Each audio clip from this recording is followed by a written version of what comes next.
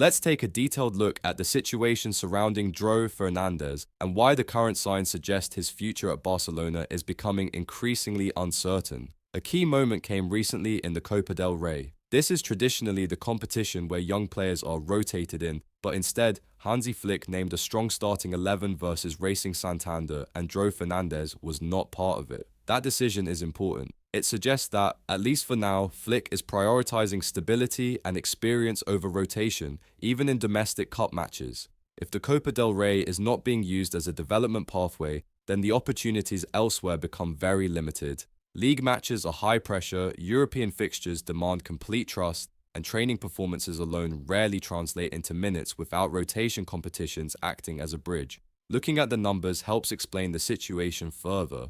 This season in La Liga, Dro Fernández has made 4 appearances with just 1 start, totaling 90 minutes played. In that time, he has no goals and no assists, which on the surface may not stand out, but context matters. In possession, his underlying metrics are solid. He's completed 40 successful passes with an 85% pass completion rate and has created 2 chances despite limited involvement. He's also completed 4 successful dribbles with a 100% success rate, showing confidence and technical ability when given space. Defensively and physically, he's also held his own. Dro has won over 61% of his duels, including nearly 67% of his aerial duels, which is notable for a young attacking midfielder. He's been dispossessed only twice and dribbled past just once, suggesting efficiency rather than recklessness. However, the key issue isn't performance, it's opportunity. 90 minutes across a season at this stage of his development is simply not enough for a player of his profile to progress at the pace expected.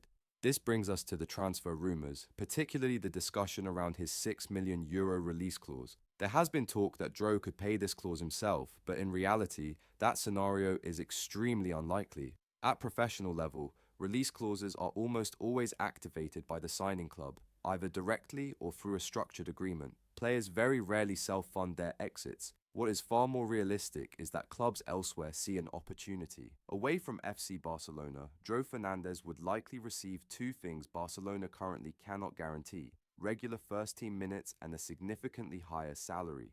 Barcelona's model means young players earn relatively modest wages while they develop, but that becomes harder to justify when playing time is scarce. From the player's perspective, the calculation is straightforward. Staying means limited minutes, slower progression, and lower pay. Leaving offers competitive football, financial security, and a faster development curve. For a player with his technical ability and physical profile, that option becomes increasingly attractive. From Barcelona's side, the situation is also delicate.